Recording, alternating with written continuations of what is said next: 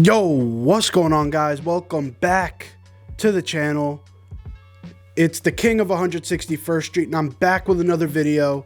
Today, we are going to be talking about the top 5 pitchers the Yankees can get via trade. Now, the similarity that all these pitchers have is they are all heavy ground ball pitchers. All of them are in the top 25 in Major League Baseball in ground ball outs an inning. And that's something that's important in Yankee Stadium, meaning like the right field wall is 314 feet. It's not the most pitcher-friendly park. So at any point you need to have a player or a pitcher who can pitch for the ground ball, because when it's on the ground, it can't go over the fence.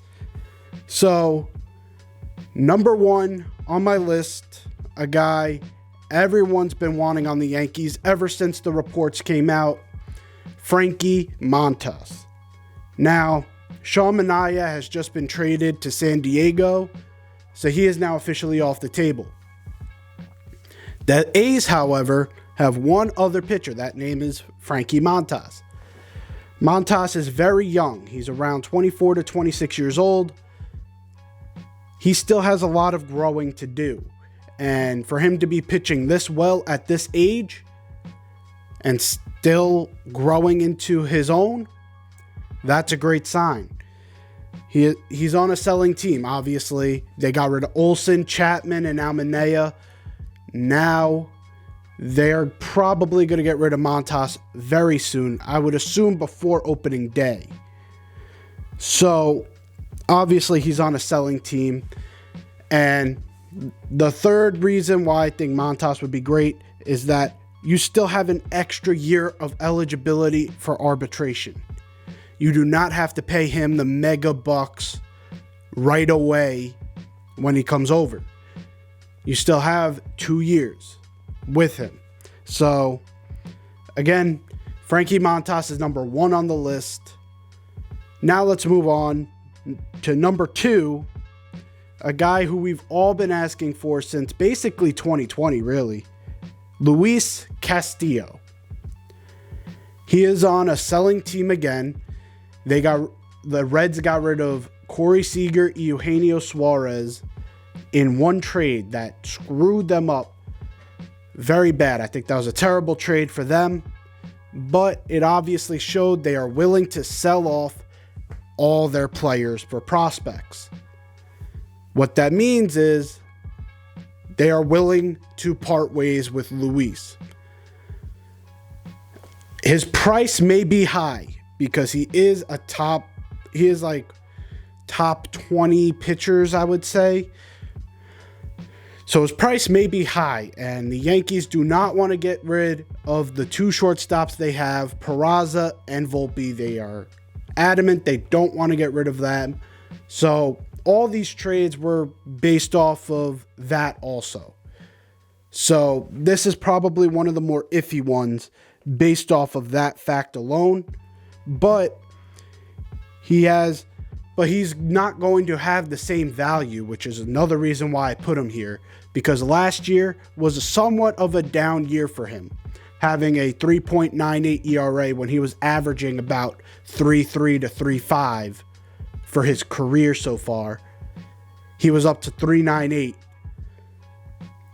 A team that's trying to get him can use that as leverage to lower his value a little bit.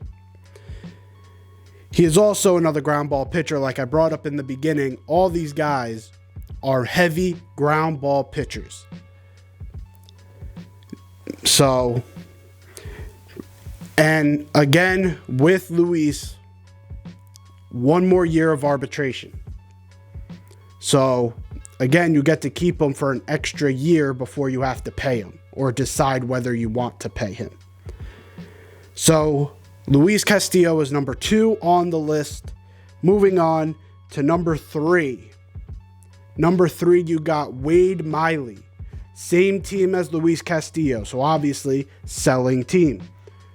Checks off the box. Next, He's had a bounce back year in 2021. So a team that's receiving him has the future looking bright for him, even though he's at a little bit of an old age, which leads me into number 3. His value is not going to be as high based off the fact that he is 35 years old. Teams are going to be valuing their guys that are under 30 way higher than guys that are in their mid-30s. Wade Miley is a guy who can easily slot in as a 4 or maybe even a 5, because we all know Nestor Cortez does not belong in the rotation. He belongs in the bullpen. A lot of people like him as the opener. Yeah, if you want to play him as the opener, I get it. But his best value is 6th inning, high leverage situation, and he catches you by surprise with all his different antics and all that. I love Nestor Cortez, but he just does not belong in the rotation because he cannot go through the lineup twice. It is statistically proven. Second time through the order, he gets shelled.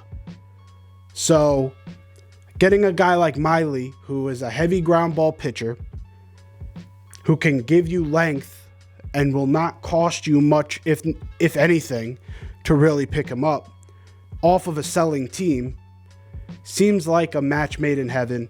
Wade Miley is my number 3, and I think he is also one of my most likely candidates on this list.